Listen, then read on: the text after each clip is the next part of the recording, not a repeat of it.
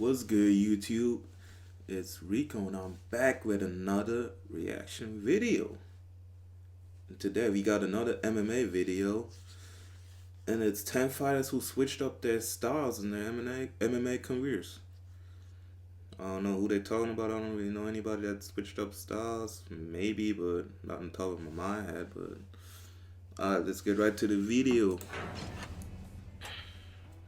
MMA is See who they without got doubt one out, of the most like, in the dynamic video. sports around. Think about it this way: if you were to pair up a fighter from UFC 1 against That's a crazy. well-rounded mixed martial artist from This guy didn't switch up his 2020, fucking Art Jimmerson might not have fighting lived style. to tell the Stay story the about same. it. In many cases, the phrase "stick with what you've got to the dance" is more like an expiration date on a milk carton, as fighters are constantly Whitaker? forced to evolve and improve. Nah, I didn't to switch keep anything up. up either. That's why many fighters will even take it to the extreme and subject their base discipline to being completely Nick Diaz? transformed.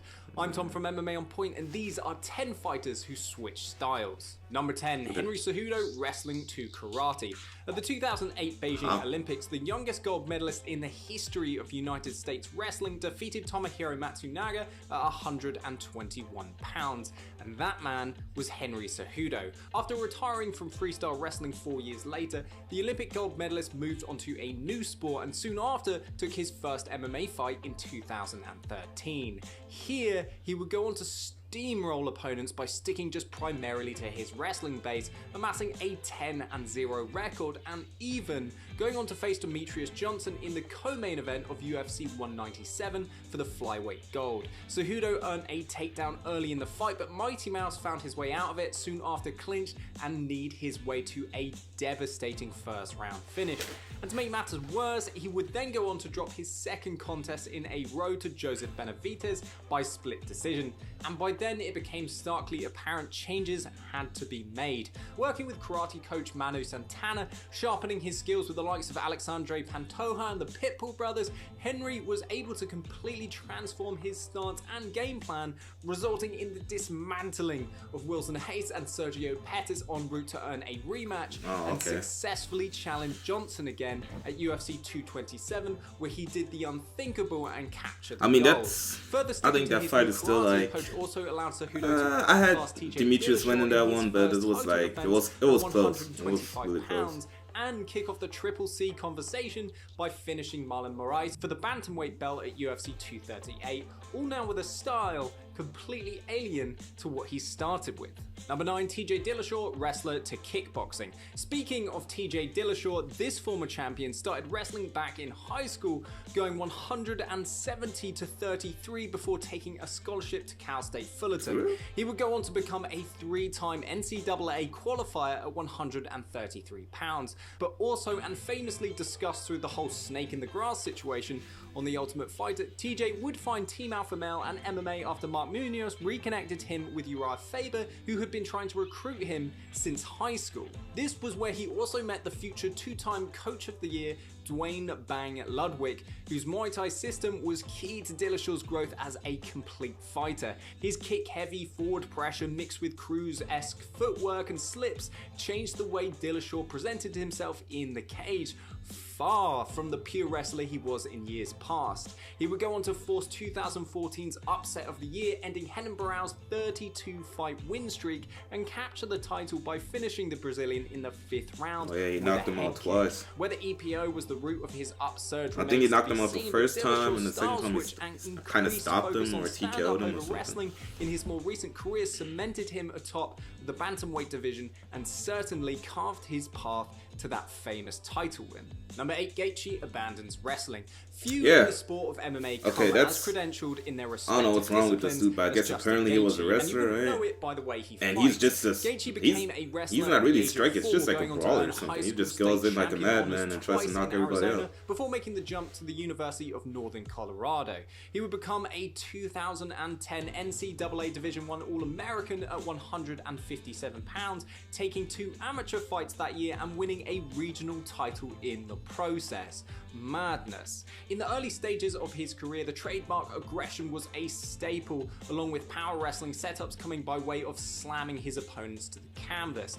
And Gaethje was able to connect early on with renowned striking coach Trevor Whitman at Grudge Training Center and began to focus primarily on boxing and kickboxing. Soon his style would begin to shift, and with a new set of combinations and footwork, Gaethje seemingly threw caution to the wind, softening up his opponent's legs with low kicks and firing heavy power punches, only going to a decision twice so far in his 23 professional fights, with 18 wins by KO TKO to his credit. Damn, he's also, his manager's also that Elliot Adolis, I don't know what his name is, in the UFC to date. Number 7, Dominick Cruz, wrestler to kickboxer. The Dominator accidentally stumbled into wrestling in middle school, finding the mats on his way to a soccer tryout, which I've got to say football here for the English fans, and become convinced by the coach that he should join. Cruz would go on to coach himself as well and participate in freestyle competitions until his senior year of high school, where ankle injuries began to sideline any hopes of a collegiate career. Man, Dominick Cruz had to deal with a lot of injuries. Like the next likely step, and within a year he would enter I think he's still out. Yes, I don't know what he's got going on, but as far as I know, he's always commentating, so he has something going on. And before long was primarily recognized for his unorthodox, wonky stance movement. Drawing from Muhammad Ali's crouching techniques beautifully demonstrated on BJJ Scouts breakdowns, which I highly recommend, Cruz was able to solidify his offense on his feet while further strengthening his lateral defensive movements. With heavy pressure on the back foot, Cruz could slip or charge his opponents, which became more and more apparent as the Alliance product moved up the ranks through the WEC and the UFC, attaining championships in both organizations. Sometimes it's keeping your foundations in your back pocket that can open up a world of possibilities. Number 6, Amanda Nunes, wrestling to boxing. There are relatively no mixed martial artists who have beaten every champ, current and former in any division, let alone multiple divisions, but Amanda Nunes has proven to be a shining anomaly while becoming an all-time pound-for-pound great. Her crisp boxing, sticking behind the jab while mixing in impressive feints and footwork en route to setting up her lethal right hook, has become a staple of her current run of dominance, but her style has continued to evolve. The Lioness kicked off her MMA career competing on the regional circuit in Brazil, putting together a solid 5-1 record ahead of joining Strikeforce and making the move to North America. Early on, her striking skills were raw and wild, but all made possible by her prevailing athleticism and counter wrestling, very similar to a young Justin Gaethje, but netting mixed results due to the all-or-nothing approach. Booked against Kat Zingano at UFC 178, Nunes was positioned for a potential title shot, but her wildness and fading gas tank cost her, eventually succumbing to strikes in the 3rd round. In the aftermath, Nunes wound up changing camps and setting in at American Top Team, fine-tuning her striking approach and reinventing herself as a technical boxer, leading her on a 10-fight win streak and ultimately becoming one of the greatest fighters of all time. Number 5, Dan Henderson finds the H-bomb. Hendo started his MMA journey in a similar way to TJ Dillashaw, as he began wrestling in high school and won state championships in California and then would go on to feature at Cal State Fullerton. But that's where the similarities end, as Henderson would go on to feature for Team USA at the 1992 and 1996 Summer Olympics in Greco-Roman wrestling before turning his attention to MMA full-time. Beginning with the Brazilian Open lightweight tournament in 1997 and following it up with his UFC 17 middleweight tournament win, with this, Henderson began his MMA journey at 9-0 with 6 wins by decision before joining Pride in December 2000 and losing a lopsided decision to Vanderlei Silva on short notice. Following the loss, Henderson would regroup, going on to become the 2005 Pride Welterweight Grand Prix champions, but continued to focus on striking technique rather than relying on his top-tier wrestling skills. The H-bomb legend and nickname would come about in his rematch with Silva for the middleweight championship at Pride 33. At the time, Silva was unbeaten in title fights and Henderson was working towards becoming just the first 2-division champion champion in a major MMA organization. When you factor in his KO wins over Feijiao to become Strikeforce champ, Fedor at heavyweight, and then nearly shocking the world against Michael Bisping for their title rematch in his final fight, there's no denying that his stand-up skills, and in particular that right hand, truly became the calling card for the former wrestling Olympian. Number 4, Nick Diaz becomes a boxer. The elder Diaz brother Nick kicked off his martial arts journey dabbling in karate, aikido, wrestling, and even sambo before focusing heavily on the art of jiu-jitsu. And starting MMA at the age of 18, Nick would go on to begin an early rivalry with Jeremy Jackson, with Diaz losing their initial meeting by first round TKO, but winning the second meeting similarly, forcing a rubber match just months later at UFC 44.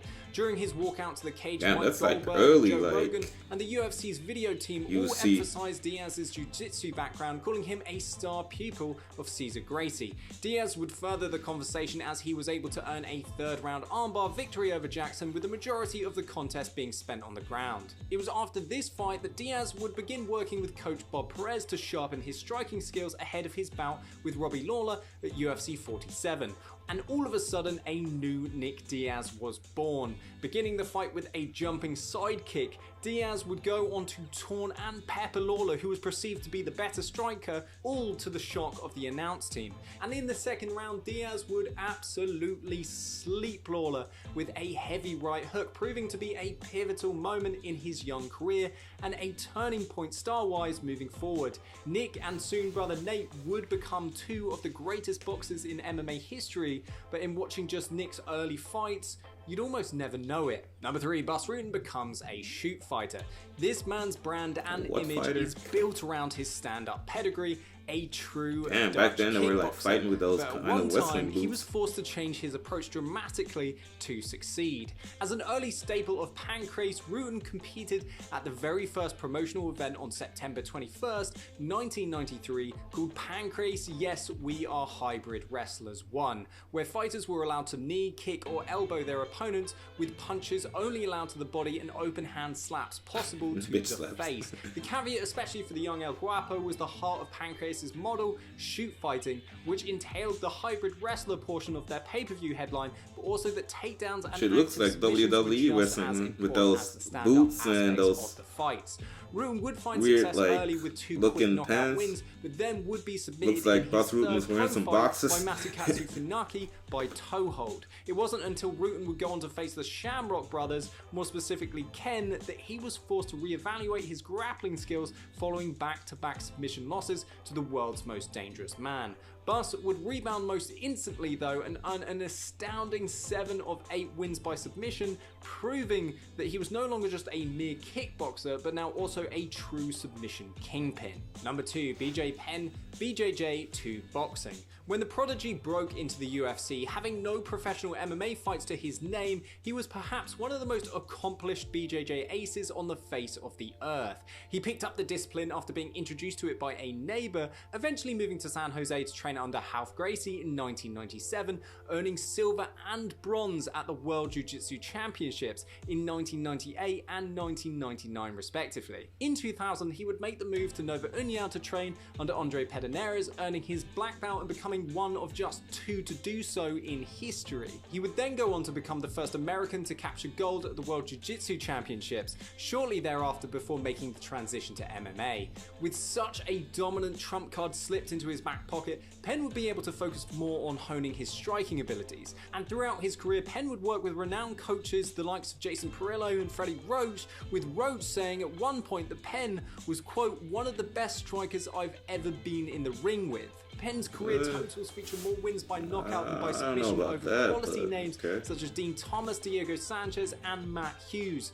Just goes to show that a rock-solid base doesn't have to define an entire career, and for the pound-for-pound great, this couldn't ring truer. Number 1, GSP switches from karate to wrestling. This entry differs quite greatly from the vast majority on our list, as big most technical wrestlers tend to outgrow their backgrounds, opting to add flash and flair to their arsenals, while Georges St. Pierre chose to do just the opposite. You don't have a lot of guys like in MMA right now that do that, like strikers that switch up eventually going on to and earn work his on their first wrestling. black belt in the discipline. After his karate coach passed away when St. Pierre was 16, he turned to wrestling to round out his game and took his first amateur bout that same year.